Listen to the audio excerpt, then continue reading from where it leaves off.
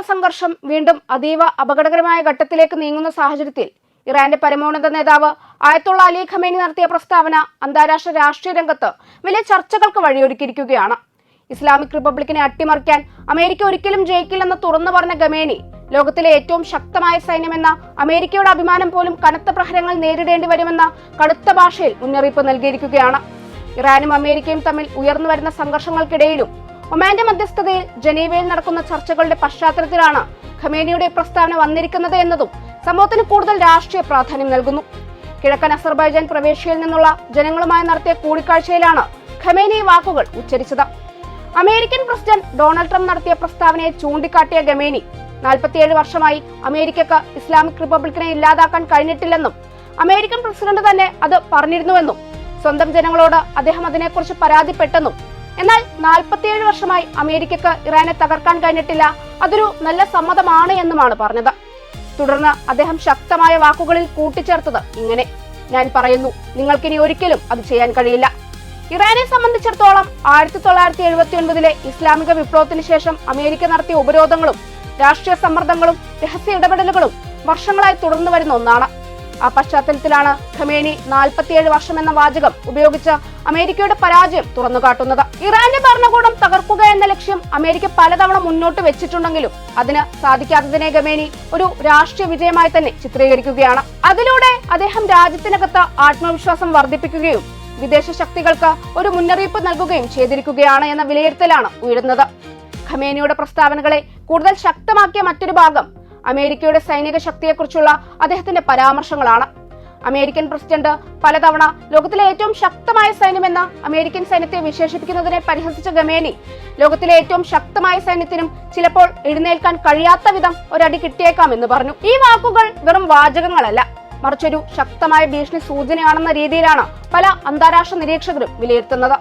ഇതോടൊപ്പം അമേരിക്കൻ സൈനിക വിന്യാസത്തെക്കുറിച്ച് ഖമേനി പരാമർശിച്ചതും ഏറെ ശ്രദ്ധിക്കപ്പെട്ടു. ഇറാനിലേക്ക് ഞങ്ങളൊരു വിമാനവാഹിനി കപ്പൽ അയച്ചിട്ടുണ്ടെന്ന് അവർ പറയുന്നുണ്ടല്ലോ.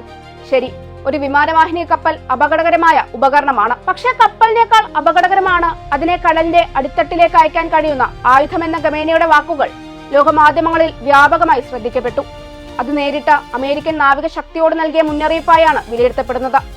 യുദ്ധവാഹിനികളും വിമാനവാഹിനികളും അമേരിക്കയുടെ ആഗോള ശക്തി പ്രദർശനത്തിന്റെ മുഖ്യ ആയുധങ്ങളായിരിക്കുമ്പോൾ അതിനെ കടലിന്റെ അടിത്തട്ടിലേക്ക് അയക്കാമെന്ന് പറയുന്നത് അമേരിക്കക്കെതിരായ ഇറാന്റെ പ്രതിരോധ ശേഷിയെ ഉയർത്തിക്കാട്ടുന്ന ഒരു ശക്തമായ സന്ദേശം കൂടിയാണ്. ഖമേനി തന്റെ പ്രസംഗത്തിൽ ആഭ്യന്തര പ്രതിഷേധങ്ങളിൽ പരാമർശിച്ചു. ജനുവരിയിൽ ഇറാനിൽ നടന്ന പ്രതിഷേധങ്ങളിൽ കൊല്ലപ്പെട്ടവരെ അദ്ദേഹം രക്തസാക്ഷികളായി അനുശോചിക്കുന്നുവെന്ന് പറഞ്ഞു.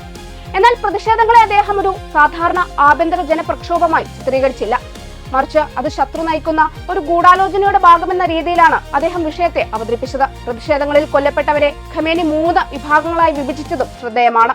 സുരക്ഷാസേന, കാഴ്ചക്കാർ, പാശ്ചാത്യ ശക്തികളുടെ സ്വാധീനത്താൽ തെറ്റിദ്ധരിക്കപ്പെട്ട പങ്കാളികൾ എന്നിങ്ങനെയാണ് അദ്ദേഹം മരിച്ചവരെ തരംതിരിച്ചത്. എന്നാൽ സംഘനേതാക്കളും സായുധ പ്രവർത്തകരുമെന്ന് വിശേഷിപ്പിച്ച ചിലരെ അദ്ദേഹം രക്തസാക്ഷി പട്ടികയിൽ നിന്ന് ഒഴിവാക്കി.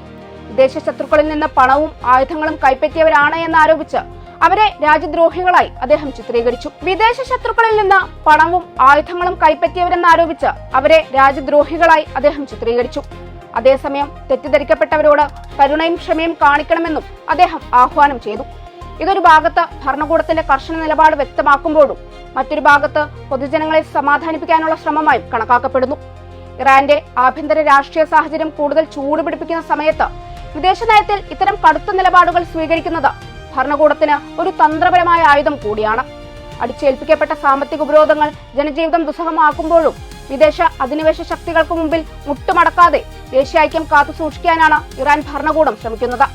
പരമോന്നത നേതാവ് ഖമേനിയുടെ പ്രസംഗം കേവലം രാഷ്ട്രീയ തന്ത്രമല്ല, മറിച്ച് രാജ്യത്തിന്റെ പരമാധികാരത്തിന് നേരെയുള്ള ഭീഷണികൾക്കെതിരെ ജനങ്ങളെ അണിനിർത്തുന്ന കരുത്തറ്റ പ്രതിരോധ ആഹ്വാനമാണ്. ചുരുക്കത്തിൽ ഖമേനിയുടെ വാക്കുകൾ വ്യക്തമാക്കുന്നത് ഒരു കാര്യമാണ്: ഇറാൻ ഇപ്പോൾ ഒട്ടും പിന്നോട്ടില്ല.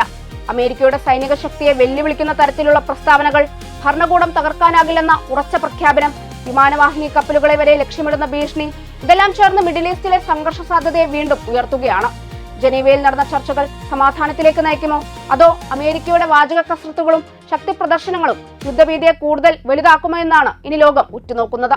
ഇറാൻ ഭരണകൂടം ഒരു സന്ദേശം ലോകത്തിന് വളരെ വ്യക്തമായി നൽകിയിരിക്കുകയാണ്: അട്ടിമറിക്കാൻ കഴിയുന്ന രാജ്യമല്ല ഞങ്ങൾ. എന്നാൽ അതിന് മറുപടിയായി അമേരിക്കയും സഖ്യകക്ഷികളും സ്വീകരിക്കുന്ന നിലപാടുകളാണ് ഇനി മിഡിൽ ഈസ്റ്റിന്റെ ഭാവി നിർണ്ണയിക്കുക. കാരണം ഒരു തെറ്റായ നീക്കം പോലും ഈ മേഖലയിൽ വലിയ സംഘർഷത്തിനും ആഗോള പ്രത്യാഘാതങ്ങൾക്കും വഴിയൊരുക്കാൻ സാധ്യതയുള്ള സമയമാണിത്.